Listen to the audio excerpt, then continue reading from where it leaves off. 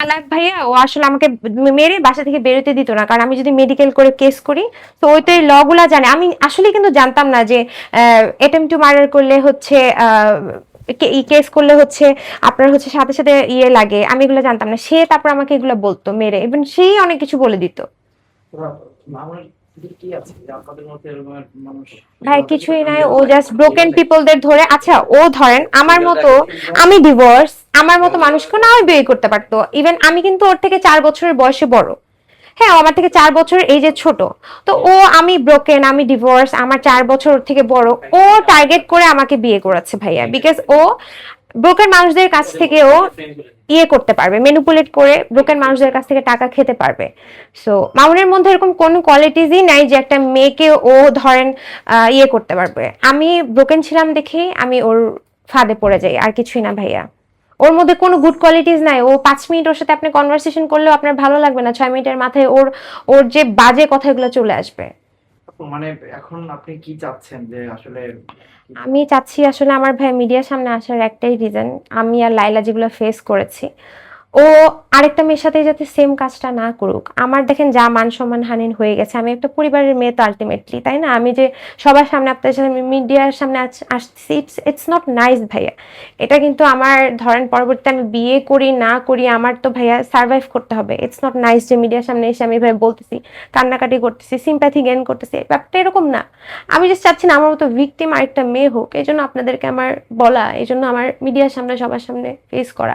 আমার ভাইয়া ভিউ ব্যবসারও দরকার নাই, আমার কোনো কিছুরই দরকার নাই, আমার কোনো কাবিন ব্যবসারও দরকার নাই। আমি জাস্ট এই সম্পর্কটা থেকে রিলিফ নিয়ে আমি চাচ্ছি যে কোনো মেয়ে যাতে ওর ফাঁদে না পড়ে, এই জন্য আপনাদেরকে ইনফর্ম করা। আপনার চোখেও পানি, লালার চোখেও পানি ছিল। জি সেও ভাই। এরকম কান্না করেছে, আপনাকে কান্না করতে করতেই বলেছিল যে ওর প্রেমের ফাঁদে যেন কেউ না পড়ে, আপনি সেই ভুলটাই করলেন। আমি তখন বুঝতে পারিনি ভাইয়া, তাইলে তো আমার এত লস করতাম না, ফাইন্যান্সিয়াল লস, ফিজিক্যাল অ্যাসল্টের শিকার হতাম না, ফ্যামিলি থেকে দূরে যেতাম না। আমার ভাইয়া কোনো বন্ধু বান্ধব আমার সাথে মিশে না, কারণ আমার ফ্রেন্ড সার্কেল যে ক্লাসের বা যে লেভেলের, মামুনের ধারে কাছেও নেই ভাইয়া। মামুনের সাথে কেউ বসতেও লজ্জা পায়, সত্যি কথা। আমি এক জায়গায় বসবো, কফি খাবো, আমার ফ্রেন্ডরা লজ্জা পায় যে এই ছেলে কেন আসছে, এই ছেলে তো ভালো করে একটা বিহেভিয়ারে করতে পারে না। মানুষের, আপনি টাকা পয়সার বাদ দেন, মানুষের ব্যবহারটাই তো মেন, ওর তো সেটাই নাই। হজ করতে গেল তখন তো আপনার সাথে বিবাহ করার পর না? না, বিবাহ করার আগে তখনই আমার ওর সাথে সম্পর্ক বিচ্ছিন্ন ছিল। তখন ও বিভিন্ন মেয়েদের সাথে আহ, বিভিন্ন কিছু করে আমার কাছে ধরা খায়। তখন আমার জন্য সে বলে যে আমার জন্য সে হজে গিয়েছে আল্লাহর কাছে মাফ চাইতে, সে নাকি ভালো হয়ে আসবে। তখনই সে হজে গিয়েছে, তখন সে আমাকে একটা ভিডিও দেখিয়েছে, আমি আপনাদেরকে দেখাতে পারবো। তখন বলছে সে মাফ চাইছে, সে এরকম আর করবে না। হ্যাঁ, তো আমাকে বলতেছে আল্লাহ মাফ করে দেয়, তুমি কে, তুমি কেন মাফ করবে না? আমি কিন্তু অলরেডি তখন জেনেছি যে সে এরকম করছে। এটা আমার নামটা আসছে দেখছো ডিজিটাল খবরের সাথে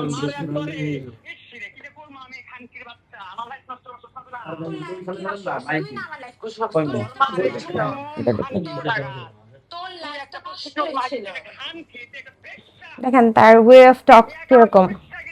You will pay for it. Don't worry. You will pay for it.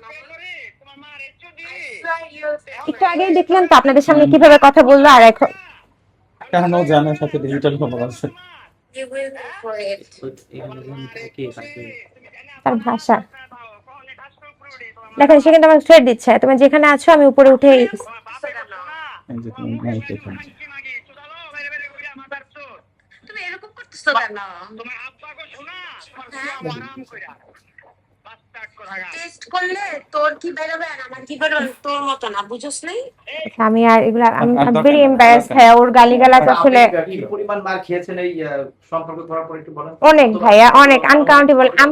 আমি প্রতিদিন মৃত্যুর স্বাদ পেতাম ভাইয়া। ও তো আমাকে এখানে এই যে এইভাবে দাগও দেখা মেরে, যাচ্ছে এই যে এখানেও এখনো আছে, এখানে খামচি টামচি, এখানে এখনো কিছু কিছু আছে। ও তো